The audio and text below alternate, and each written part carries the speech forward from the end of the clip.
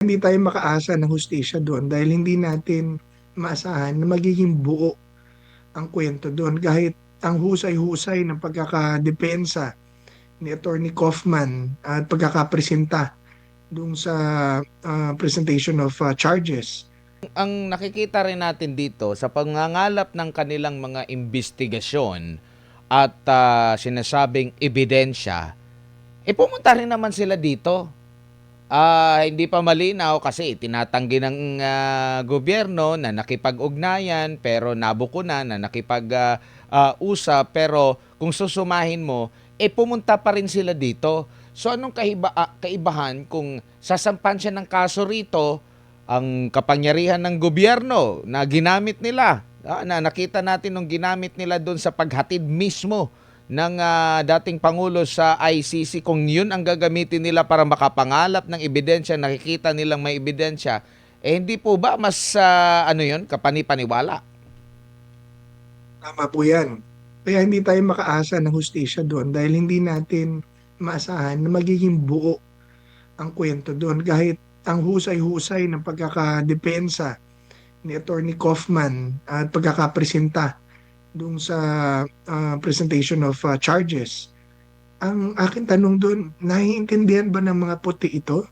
Kasi alam mo, iba ang kultura at pag-iisip ng Pilipino kumpara sa mga Westerners. Sila po doon, black-black, white-white. Sa Pilipino, hindi po ganun. Meron tayong hiya kahit mali, pero hindi natin sinasabing mali dahil yung yes natin minsan no, yung no natin minsan yes, dahil nahihiya tayo mangbastos. Yun po ang puntos ko. So, ang pag tiningnan nila na, well, totoo bang, kunyari yung sinasabi, ang kasi ang pinupuntos nila ron, hindi, state-sponsored killing yan eh.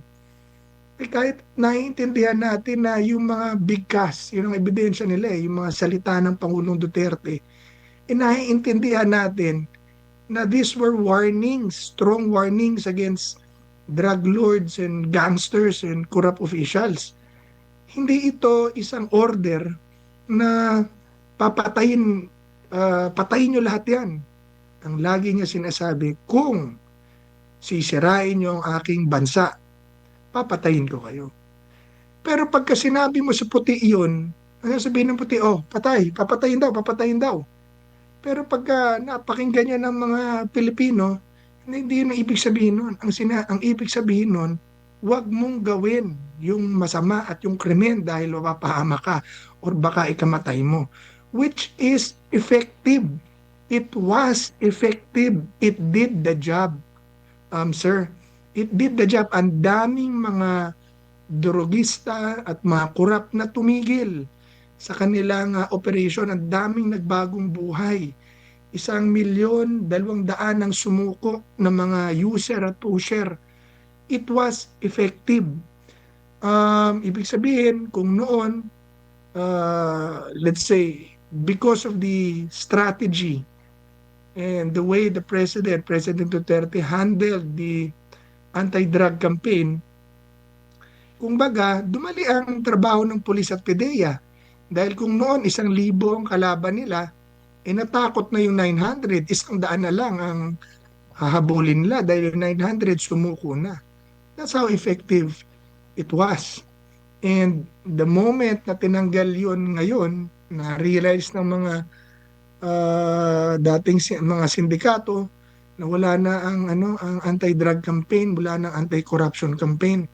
O kita natin, delikado na naman ang kalsada, patayan, rape, nakikita na naman natin sa news, ang Pangulo mismo pinagbibintangan ng drug use, ang korupsyon, ang lala, never have seen, never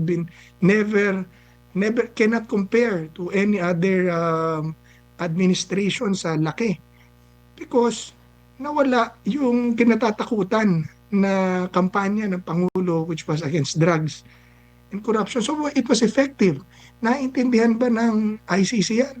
Hindi. Pero alam ng lahat ng Pilipino yan sa buong mundo.